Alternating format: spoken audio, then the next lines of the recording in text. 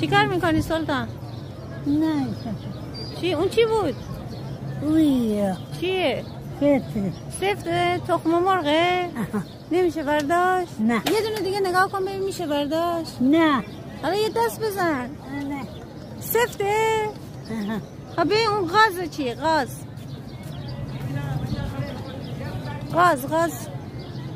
اونم سفته؟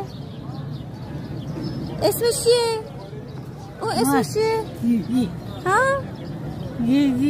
جوجی یا غاز؟